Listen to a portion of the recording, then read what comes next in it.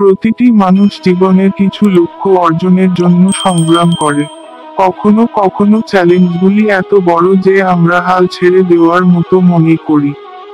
কিন্তু এই ধরনের সময়ে আত্মপ্রেরণার গুরুত্ব বেড়ে যায়।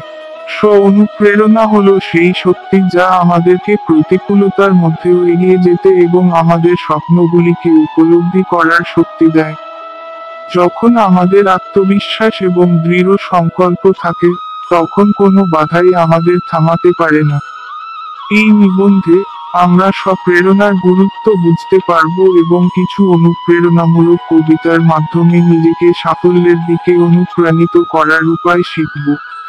স্বপ্রেরণা একটি অভ্যন্তরীণ উৎস যা আমাদের মন এবং আত্মাকে শক্তি দেয়। আমরা যখন বহির্বিশ্ব থেকে কোনো অনুপ্রেরণা পাই না, তখন আমাদের আত্মবিশ্বাস আমাদের এগিয়ে যেতে অনুপ্রাণিত করে। স্বপ্রেরণা মানে আপনার অভ্যন্তরীণ শক্তি এবং ইতিবাচক চিন্তার মাধ্যমে নিজেকে অনুপ্রাণিত করা। জীবনে অনেক সময় একাকী সংগ্রাম করতে হয় এবং সেই সময় বাইরের কোনো প্রেরণার অপেক্ষায় না থেকে নিজেদের মধ্যে আগুন জ্বালিয়ে রাখা উচিত। আমরা যদি আমাদের ক্ষমতায় বিশ্বাস করি এবং সঠিক পথে কঠোর পরিশ্রম করি তবে কোন সাফল্যই আমাদের থেকে দূরে থাকতে পারবে না।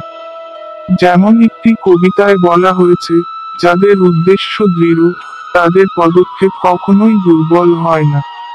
সফলতা তাদের সামনে মাথা নত করে যারা আত্মপ্রেরণায় পূর্ণ।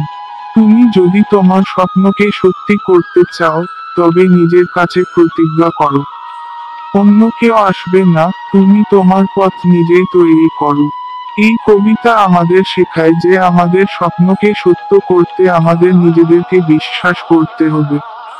আমরা অন্যের উপর নির্ভর করে আমাদের গন্তব্যে পৌঁছাতে পারি না, আমাদের নিজেদের পথ তৈরি করতে হবে। পথে হাজারো কাঁটা থাকবে, তবুও এগিয়ে যেতে হবে। পরাজয়ের ভয় নেই, জয়কে আলিঙ্গন করতে হবে।